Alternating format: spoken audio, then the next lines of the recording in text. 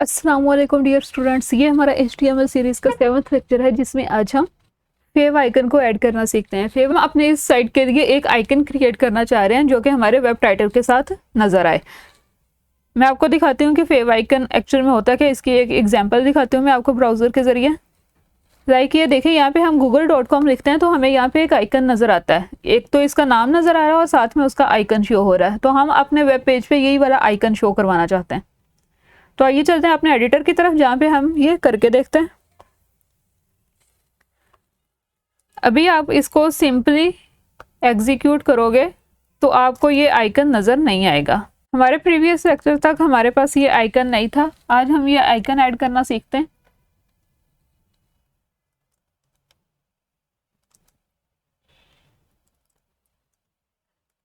Link, हम link का tag use करते हैं जिसमें हम डिफरेंट एट्रीब्यूट्स के ज़रिए आइकन को ऐड करते हैं। तो सबसे पहले एट्रीब्यूट आता है कि हमने एक्चुअल में करना क्या है। तो हम इसका रिलेशन क्रिएट कर रहे हैं। रिलेशन है हमारा शॉर्टकट आइकन।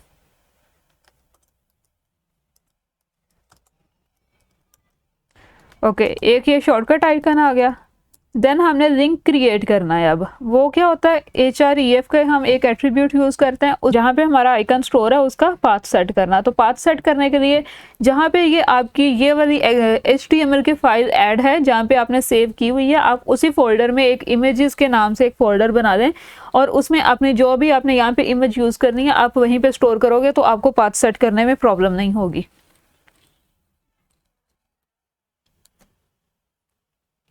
तो जहाँ पे मेरी फाइल है मैं सिंपल वहाँ पे मैंने एक इमेजेस के नाम से एक फ़ोल्डर क्रिएट किया हुआ है। उस पाथ में जाने के लिए उसके बाद मेरे पास वहाँ एक लोगो डॉट आइको की फ़ाइल पड़ी हुई है।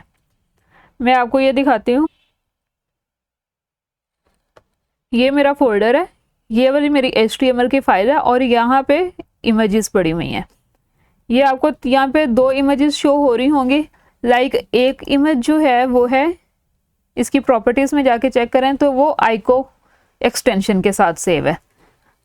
आइको एक्सटेंशन हम यूज़ करते हैं आइकन को ऐड करने के लिए, लेकिन आप इसमें PNG फाइल भी ऐड कर सकते हैं। वो भी मैं आपको तरीका दिखाती हूँ। ये एक PNG की फाइल है और एक डॉट आइको एक्सटेंशन की फाइल है। तो सबसे पहले हम आइको के साथ ऐड करना सीखते हैं। आइको को ऐड करने के लिए हमें यहाँ पे एक एक्स्ट्रा एट्रीब्यूट यूज़ करना पड़ता है। टाइप है हमारी इमेज,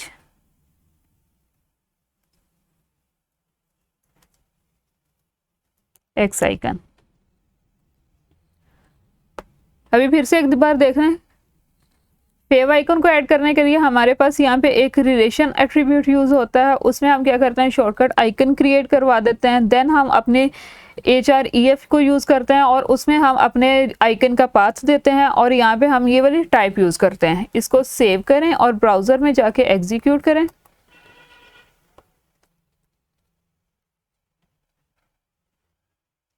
तो ये देखें, आपको यहाँ पे एक आइकन नज़र आ रहा है जो कि पहले यहाँ पे नज़र नहीं आ रहा था।